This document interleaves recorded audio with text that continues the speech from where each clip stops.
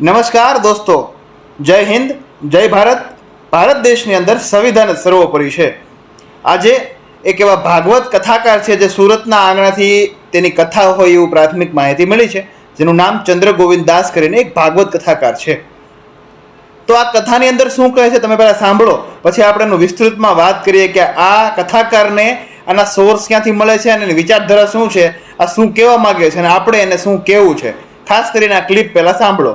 સ્ત્રીઓ પાસે જે નોકરી કરાવે ને એનથી મોટામાં મોટો હરામખોર બાપ આ જગતમાં હોય જ નહીં બીજો કોઈ. જે પોતાની દીકરીઓથી નોકરી કરાવે છે ને એ એક રીતે પોતાની દીકરીઓને વ્યભિચારમાં ધકેલી રહ્યા છે. અને બીજા હરામખોરો એ છે જે પોતાની દીકરીઓથી કમાણીની આશા લઈને બેઠા છે. આ ભાગવત કથાકાર જેનું નામ ચંદ્ર ગોવિંદ દાસ કરીને છે, કદાચ સોશિયલ મીડિયામાં આને ફોલો કરતા હશે બધા લોકોને ખબર છે કે આમ સરસ મજાની ક્લિપો આવે ને સ્પિરિચ્યુઅલ કોચ તરીકે પોતાની છાપ ધરાવે અને સભ્ય સમાજને જાગૃતિ કરવાનું એક કામ ધરાવે, હર હંમેશ ધર્મના જ્ઞાન આપતા હોય. સારી બાબત છે, આપણે અત્યાર સુધી આને સાંભળ્યા હતા.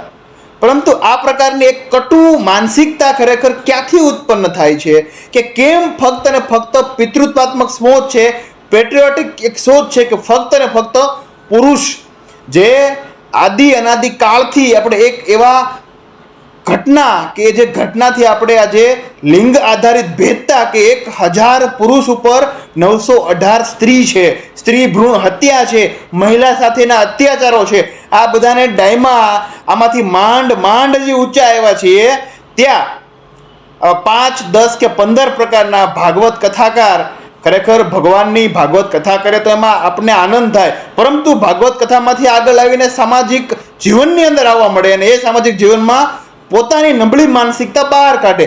આનું શું કહેવું છે કે કોઈ બાપ પોતાની દીકરીને નોકરી ધંધે અને કામકાજમાં જરૂરિયાતપણે મોકલે એટલે હરામખોર છે. બીજી વાત કે નોકરી ધંધે મોકલે કોઈ દીકરીને એટલે એ વ્યભિચારના માર્ગે છે.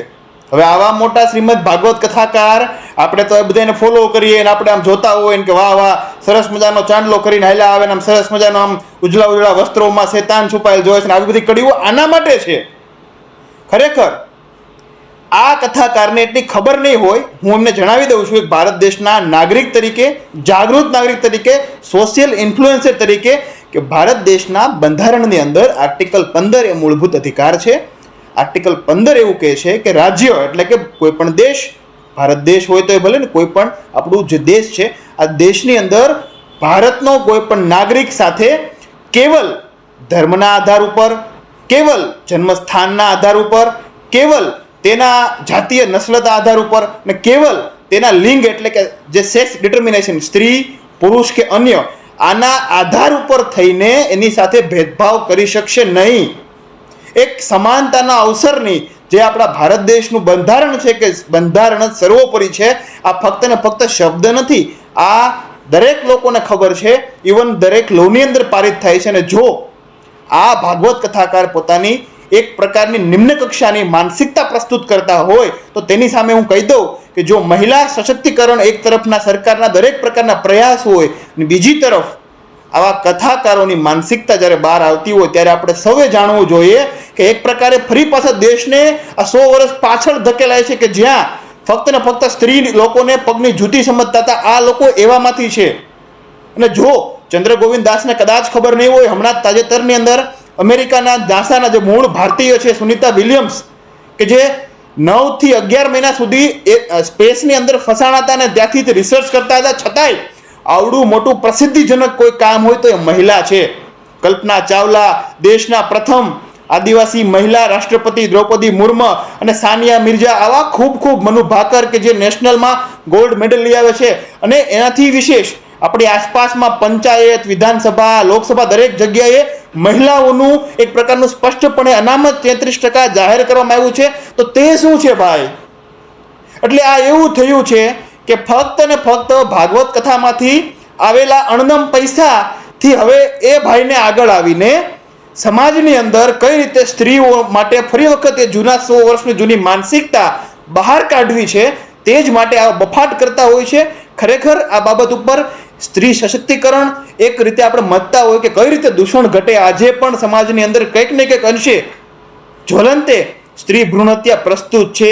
આજે પણ 1000 પુરુષની સાપેક્ષે 918 કે 919 સ્ત્રીઓ છે. એનું કારણ જો હોય ને તો આવા ચંદ્ર ગોવિંદ દાસ જેવા 2 થી 3 એવા ભાગવત કથાકારો કે ખરેખર જેને આપણે સૌએ ઓળખીએ છીએ ભગવાનની વાતો કરવા અને ભગવાનની વાતોને ફેલાવવા માટે, પરંતુ એ ત્યાંથી આગળ આવીને સમાજની વચ્ચે આવશે અને સમાજના એવી વાતો કે જે વાત સાથે કોઈ સહમત નથી અને આ વાત ખરેખર એની માનસિકતા પ્રસ્તુત કરે છે. કેટલો દ્વેષભાવ છે કે હજી જે આપણે 100 વર્ષ પહેલા પેટ્રિયોટિકતાથી જે કદમતતું હતું કે ફક્ત અને ફક્ત પુરુષ પ્રધાન દેશ હોય, પુરુષ કે સાચું ના, એક ડોક્ટર સારા મહિલા હોય ને તો એ ડોક્ટરને પણ છૂટ છે, એક સારા એન્જિનિયર મહિલા હોય ને તો એન્જિનિયરને પણ છૂટ છે, એક સારા શિક્ષક મહિલા હોઈ શકે, એક સારા પાયલોટ મહિલા હોઈ શકે, અને આ દેશના ભૂતકાળમાં પણ એક સારા મહિલા પ્રધાનમંત્રી પણ બની ચૂક્યા છે, મુખ્યમંત્રી પણ બનતા હોય છે, ધારાસભ્ય, સંસદ સભ્ય, નગરપાલિકાના દરેક જગ્યા ઉપર રાજનીતિ હોય તો ભલે, સામાજિક જીવન હોય તો ભલે, દરેક જગ્યા ઉપર મહિલાનું સમાન હિસ્સો છે ને છે.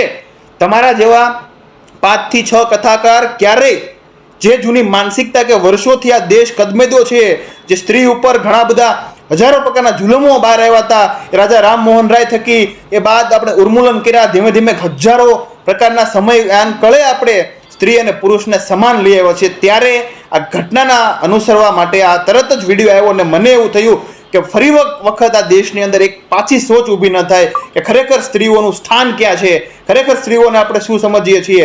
આ બાબત ઉપર આ ક્લિપના ખુલાસા કરવા જરૂરી છે અને ખરેખર આ કથાકારને મીડિયામાં આવીને પોતાની ભૂલ સ્વીકારવી જોઈએ કે ખરેખર જે સ્ત્રી વિશેની માનસિકતા કે જે 100 વર્ષ જૂની પેટ્રિયોટિક સોચ બહાર કાઢવાની આ માનસિકતા અટકવી જોઈએ. આ માનસિકતા સભરની એની ભાગવત કથામાંથી આ વાત કોઈએ લેવા જેવી નથી. એનું સ્પષ્ટપણે આ બાબતથી સોશિયલ મીડિયા ઉપર યુટ્યુબ, ફેસબુક અને ઇન્સ્ટાગ્રામ થકી હું પ્રસ્તુત કરું છું, કારણ કે આ દેશની અંદર બહુ મહેનત પછી સ્ત્રી અને પુરુષ સમાનતાના એક કગાર ઉપર આવ્યા છે. તો મહેરબાની કરીને સમાનતા રહેવા દો. ફરી એક વખત દેશને 100 વર્ષ પાછળ જવા દેવાની જરૂર નથી. તમે તમારું કામ કરો, ભાગવત કથા કરો, ભગવાનનું નામ ભજો, સરસ મજાની પૂજાપાઠ કરો, મંદિરમાં બેસીને ગુણગાન ગાઓ, પણ આ વસ્તુ કે તમારી જે નિમ્ન કક્ષાની માનસિકતા બહાર ન કાઢો. આવી જ સ્પષ્ટ પ્રકારની વાત હું સીધી જ ચંદ્ર ગોવિંદ દાસ જે ખરેખર ભાગવત કથાકાર છે અને આ ક્લિપ એની છે એ માહિતી મને મળી છે. આભાર. અસ્તુ. જય હિન્દ, જય ભારત, સંવિધાન સર્વોપરી.